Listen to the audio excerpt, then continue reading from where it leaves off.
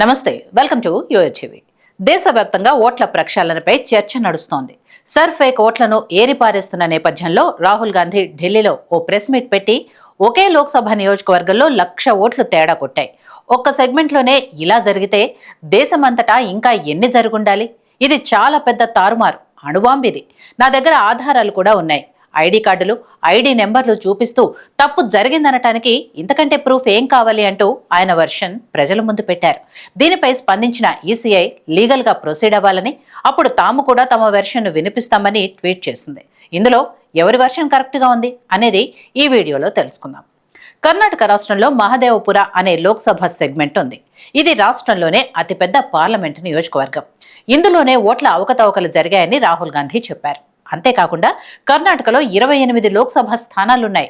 కాంగ్రెస్కు 16 స్థానాలు వస్తాయని ఇంటర్నల్ సర్వేలో తెలిసింది. కానీ రిజల్ట్ వచ్చేసరికి అంతా మారిపోయింది. ఒక 9 స్థానాలు మాత్రమే గెలుపు సాధించాం. మేము గెలుస్తామనుకున్న స్థానాల్లో మహదేవపుర ఒకటి. ఇక్కడ 32,000 ఓట్ల తేడాతో బీజేపీ గెలిచింది. ఇక్కడ బీజేపీ అభ్యర్థి పీసీ మోహన్, కాంగ్రెస్ అభ్యర్థి మన్సూర్ అలీఖాన్.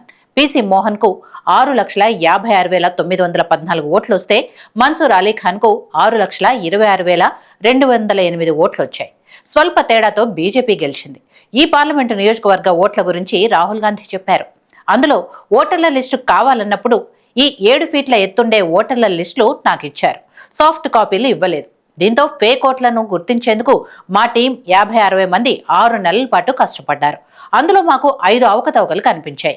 1,00,000 ఓట్లు తేడా కొట్టాయని మళ్లీ ఈసీపై రాహుల్ ఆరోపణలు చేశారు. అయితే ఈ 5 ఏంటనే విషయానికి వస్తే డూప్లికేట్ ఓట్లు. ఈ ఓట్ల కారణంగా 11,000 ఓట్లు గల్లంతయ్యాయని చెప్పారు. ఫేక్ అడ్రస్లతో 40,000 మంది ఉన్నారు. అదే కాకుండా క్లస్టరింగ్ అని 10,500 మంది ఉన్నారు. అంటే ఒక ఇంటిలో 60-70 మంది ఉన్నట్లు చూపిస్తారు. కానీ అక్కడికి వెళ్తే ఎవ్వరూ ఉండరు.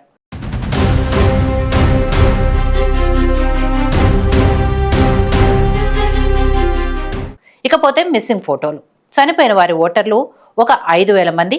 అన్నిటికన్నా ముఖ్యంగా ఒక 60,000 మంది ఫామ్ 6 అప్లికేషన్లో 70 నుంచి 75 సంవత్సరాల వాళ్ళు 35,000 మంది ఎలా ఉంటారు?